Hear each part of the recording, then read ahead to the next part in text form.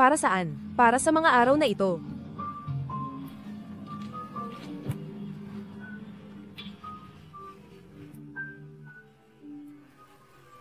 Nagsisimula ang pelikula sa isang sulyap sa buhay ni Ellen, isang malungkot at nagdadalamhating dalaga na mula pagkabata ay pasan ang kalungkutan. Sa desperasyon para sa aliw, siya'y tumatawag sa sinumang maaaring makarinig sa kanya, kahit sino man ito, maging Diyos, isang anghel na tagapagbantay, o ibang puwersa. Sa kanyang gulat, ang kanyang tawag ay sinagot. Isang nakakatakot na boses ang tumugon, bagaman ang mukha sa likod nito ay nananatiling hindi nakikita lamang ni Ellen. Sinabi ng misteryosong nilalang kay Ellen na hinayla siya nito mula sa kadiliman at ngayon ay makakalakad na siya sa mga tao. Ano man ang nilalang na ito, malinaw na hindi ito tao. Sa susunod na eksena, ipinapakita si Ellen na parang nasa trance habang sinisimulan siyang sakalin ng nakakatakot na figura, ngunit bago ito, hindi niya nakakalimutang tinay na tamasahin ang kanyang kagandahan.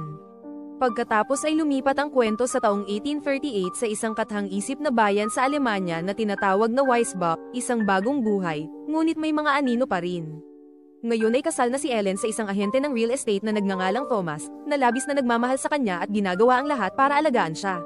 Sa kabila ng kanyang debosyon, patuloy na pinahihirapan si Ellen ng mga nakakatakot na bangungot at mga pangitain na araw-araw na bumabagabag sa kanya.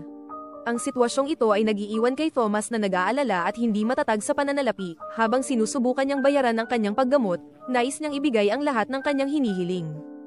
Isang araw sa trabaho, ipinaalam sa kanya ng kanyang boss na si Hernock ang tungkol sa isang mahalagang gawain na ibenta ang pinakamalaking mansyon sa Weisbach. Isang mayamang kliyente, si Count Olaf mula sa Kapatine Mountains ng Transylvania, ay interesado sa pagbili nito, kailangang maglakbay si Thomas upang tapusin ang kasunduan, at kung magtagumpay, kikita siya ng sapat na pera upang masiguro ang kanilang kinabukasan.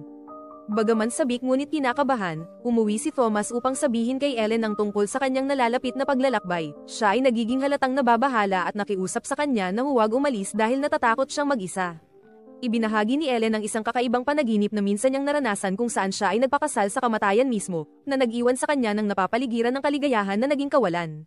Pinapakalma siya ni Thomas at kinukumbinsi siya na kailangan niyang umalis dahil siya ay pinahihirapan ng mga bangungot. Iniwan siya ng kanyang asawa sa bahay ni Anna, na matalik na kaibigan ni Ellen.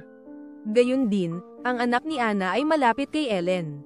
Bago siya umalis, binigyan siya ni Ellen ng isang locket na naglalaman ng hibla ng kanyang buhok, isang sentimental na alaala ng kanyang pagmamahal. Pagkatapos nito, nagsimula si Thomas sa kanyang paglalakbay, sa wakas ay dumating sa isang maliit na bayan malapit sa Capitan Mountains, kung saan siya nagplano na manatili sa gabi. Ang mga lokal, kabilang ang tagapamahala ng inn, ay nag-react nang may takot nang banggitin niya ang kastilyo ni Count Olaf.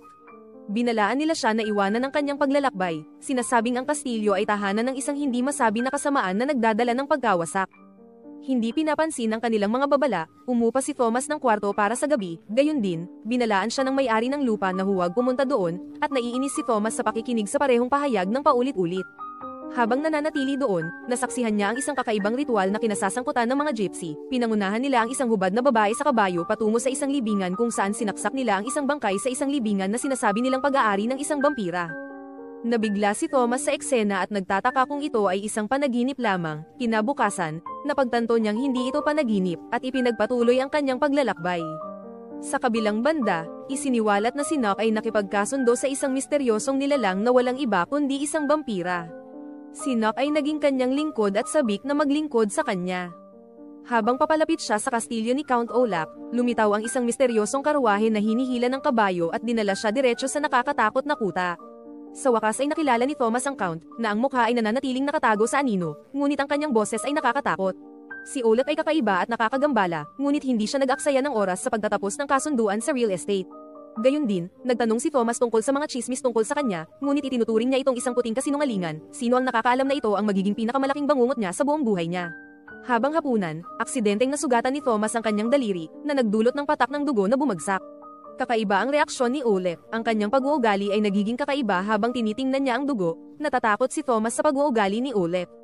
Gabing iyon, nagising si Thomas na may mga kakaibang marka ng kagat sa kanyang dibdib.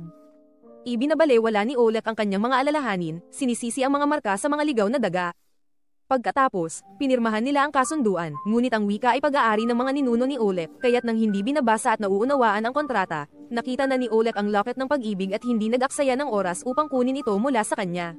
Kinabukasan ng gabi, muling naramdaman ni Thomas na lumaki ang mga marka ng kagat na nagbubunyag na may sumipsip muli ng kanyang dugo.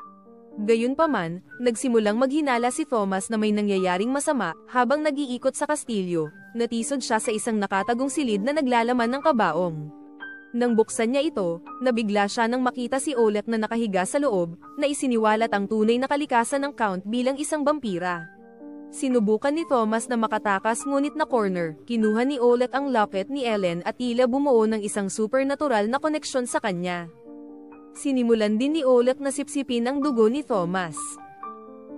Samantala, lumalala ang kalagayan ni Thomas, inatake siya ng mga lobo at nahulog sa ilog habang tinatangkang tumakas sa kastilyo. Sa Weissbach, lalong nagiging balisa si Ellen, maliban sa pagkaranas ng mga kumbulsyon at kakaibang mga pangitain, sinusubukan ng kanyang mga kaibigan na sina Frederick at Anna na aliwin siya, ngunit lumalala ang kanyang kalagayan. Tumawag si Frederick ng doktor na nagreseta ng gamot at nagdala ng eksperto, si Professor Alban, para tumulong. Nagpapatuloy ang kwento kay Knock, ang boss ni Thomas, na tuluyan ng nabaliw. Ang kanyang hindi mapigil ang pagnanasa sa hilaw na karne ay lalong nakakatakot habang nagsisimula siyang manghuli ng mga daga at ibon, kinakain ito ng buhay. Lalong nagiging marahas ang kanyang kilos, pati na sa pag-atake sa mga tao, malinaw ang kanyang pagkahumaling, sabik niyang hinihintay ang pagdating ni Count Olaf, tinutukoy ito bilang kanyang Panginoon, at idineklara na ang kamatayan ay malapit ng kumalat sa lungsod sa utos ng Count. Samantala, si Thomas, na nakaligtas sa kanyang pagkahulog sa ilog, ay natagpuan ng mga madre na walang malay sa pampang. Dinala nila siya sa kanilang simbahan at inalagaan ang kanyang mga sugat, nagsagawa ng seremonya, para linisin ang kanyang kaluluwa. Ipinaliwanag ng punong madre na si Thomas ay nasa ilalim ng pag-aari ng isang masamang puwersa, si Count Olaf. Binalaan siya na ang kanyang kaluluwa ay nakulong sa patay na katawan ng Count at iginiit na dapat siyang manatili sa loob ng simbahan dahil ito ay isang banal na lugar kung saan hindi maabot ng kasamaan ng Count. Gayunpaman, determinado si Thomas na umalis, alam niyang nasa panganib si Ellen at sa kabila ng babala ng madre, nagpasya siyang iligtas ito. Bago siya umalis, misteryosong isiniwalat ng punong madre ang katotohanan tungkol sa kasunduan. Ang kasunduan ay hindi tungkol sa ari-arian, kundi kay Ellen mismo. Ayaw ng Count na kunin si Ellen sa puwersa, gusto niyang kusang loob na sumuko ito sa kanya. Ang masamang planong ito ay pumilit kay Thomas na kumilos agad. Lumipat ang kwento sa Demeter, ang barkong nagdadala kay Count Oleg sa lungsod. Habang nasa paglalakbay, lumabas ang Count mula sa kanyang kabaong at nagsimulang patayin ang mga tripulante, isa-isa. Ang barko ay naging isang lumulutang na bangungot, puno ng mga daga na may salot na dinala ng Count upang magkalat ng kamatayan at sakit. Pinatay ng mga dagang ito ang ilang tripulante, habang ang iba ay naging biktima ng Count mismo. Pagdating ng Demeter sa lungsod, wala nang buhay sa barko at ang mga kalye ay napuno ng mga daga, nagpakawala ng nakapipinsalang salot. Sa lungsod, lalong lumalala ang kalagayan ng pag-iisip ni Ellen. Mayroon siyang nakakatakot na mga bangungot tungkol sa Count na nagbabala sa kanya na siya ay darating upang angkinin siya. Ang kanyang psikikong koneksyon sa Count ay nagbubunyag ng bawat galaw at layunin nito. Ipinagtapat niya kay Professor Alban na pakiramdam niya ay nakulong siya, dahil nangako ang Count na papatayin ang lahat ng mahal niya maliban kung kusang loob siyang sumuko. Lumabas ang magulong nakaraan ni Ellen. Bilang isang batang nag-iisa na may psikikong kakayahan, hindi sinasadyang nabuo niya ang isang ugnayan sa Count, na nagkakamali siyang inakala bilang isang anghel na tagapagbantay o banal na presensya, nanalangin siya sa kanya para sa aliw, hindi namamalayan na tinawag niya ang isang demonyong nilalang. Ang koneksyon na ito ay nagbigay daan sa Count na impluwensyahan ang kanyang mga panaginip at hubugin ang kanyang buhay mula sa murang edad. Sa kabila ng kanyang pagtutol, nahihirapan si Ellen laban sa psikolohikal na hawak ng Count sa kanya, samantala, nakatakas si Knock mula sa asylum, pinatay ang isang manggagawa sa ospital sa proseso, at bumalik upang maglingkod sa Count. Sa kabilang banda, bumalik din si Thomas, ngunit kritikal ang kanyang kalagayan. Inaalagaan siya ni Ellen. Sa wakas ay dumating ang Count sa mansyon na binili niya. Sa pamamagitan ni Thomas, nanirahan siya at idineklara ito bilang kanyang bagong tahanan. Si Knock, na nasa ilalim pa rin ng kanyang kontrol, ay tiniyak sa Count na kusang loob na pupunta si Ellen sa kanya at hindi niya kailangang gumamit ng puwersa. Gayunpaman, binalaan ng Count na kung si Ellen ay hindi susuko, siya ay magpapakawala ng hindi maisip na mga kasamaan sa lungsod. Ang lungsod ay bumagsak sa kaguluhan habang mabilis na kumalat ang salot, libu-libong tao ang nalulugmok sa sakit at ang takot ay bomb alert sa mga kalye. Binalaan ni Profesor Alban ang mga mamamayan na ang salot na ito ay gawa ng isang demonyo, ngunit karamihan ay hindi pinapansin ang kanyang mga pahayag, iniuugnay ito sa mga daga. Bukod dito, lalong lumalala ang mga bangungot ni Ellen, sa isang nakakatakot na pangitain, sinubukan ng Count na manipulahin siya sa pamamagitan ng pagsasabing pinagtaksilan siya ni Thomas. Sinabi niya sa kanya na kusang loob na pinirmahan ni Thomas ang mga papel ng diborsyo kapalit ng pera, bagaman hindi lubos na naniniwala si Ellen sa kanya, nagsimulang umusbong ang mga binhi ng pagdududa at pagkasira ng puso. Nakikita rin ni Ellen sa kanyang panaginip na kinakain ng mga daga ang kanyang kaibigang si Anna, bilang resulta, nasa ospital si Anna, at sinisisi siya ng kanyang asawa para dito at hinihiling na umalis sila sa kanyang bahay. Pagkatapos, sinuri ng propesor ang mga bangkay at mga nakakatakot na bagay na natagpuan niya sa mga katawan, walang dugo. Pagkatapos, sinuri nila ang cabin ni Nock at napagtanto nilang kailangan nilang labanan si Nosferatu, ang problema ay hindi pa nila nakipaglaban sa isang vampira at hindi alam kung paano siya harapin. Isang gabi, napanaginipan ni Ellen na nakatayo ang konde sa ibabaw niya, nag-alok siya ng ultimatum sa kanya, sumuko ng kusa o papatayin niya ang lahat ng mahal niya, simula kay Thomas. Tumanggi si Ellen, at gumanti ang konde sa pamamagitan ng pagpatay sa dalawang anak na babae ni Anna at kay Anna sa isang nakakatakot na paghihiganti. Ang trahedyang ito ay nagwasak kay Ellen, na lalong nararamdaman na siya'y nasusukol ng mga banta ng konde. Samantala, sinubukan ni Thomas na makipagkita muli kay Ellen, ngunit lumala ang kanyang kalagayan. Ibinahagi niya ang kanyang mga takot sa kanya, inamin na ang konde ay pinahihirapan siya, mula pagkabata at ang kanyang presensya sa lungsod ay lalo pang nagpapalala ng mga bagay. Si Thomas, na nagpapagaling pa mula sa sarili niyang nakakatakot na karanasan, ay nangakong poprotektahan siya, kahit na nahihirapan siyang maunawaan ang buong lawak ng kanyang koneksyon sa konde.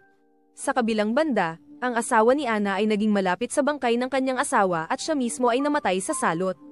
Desperado na wakasan ang bangungot, nagplano si Ellen, natuto siya mula kay Alban na ang tanging paraan para talunin ang konde ay iakit siya sa sikat ng araw, na sisira sa kanya. Gayunpaman, ito ay makakamit lamang kung kusang loob na ibibigay ni Ellen ang sarili sa kanya, dahil ang kanyang pagsuko ay magbibigay sa kanya ng sapat na haba para magtagumpay ang plano. Inihanda ni Ellen ang sarili, nagbihis ng elegante para makipagkita sa konde. Sinabi niya kay Thomas na umalis at huwag makialam, tiniyak sa kanya na ito lamang ang paraan para iligtas ang lungsod. Pumayag si Thomas ng may pag-aalinlangan, kahit na masakit sa kanya na iwan siya, inimbitahan ni Ellen ang konde sa kanyang tahanan, tinutokso siya upang panatilihing abala hanggang sa madaling araw. Ang konde, na natangay ng kanyang pagnanasa sa kanya, ay nagsimulang sumipsip ng kanyang dugo. Habang ang unang sinag ng araw ay tumagos, sa mga bintana, napagtanto ng konde na huli na siya'y nalinlang. Nilamon siya ng sikat ng araw, sinusunog ang kanyang katawan hanggang sa siya'y maging abo. Gayunpaman, ang sakripisyo ni Ellen ay may malaking kapalit, ang pagkawala ng dugo mula sa pag-atake ng konde ay nag-iwan sa kanya ng labis na kahinaan. Nagmadali si Thomas sa kanyang tabi, yakap siya habang siya'y humihinga ng huling hininga, namatay siya sa kanyang mga bisig, ang kanyang mukha ay payapa, alam niyang nailigtas niya ang lungsod at nabasag ang sumpa ng konde. Kung nagustuhan mo ang pelikulang ito, huwag kalimutan na mag-subscribe sa channel.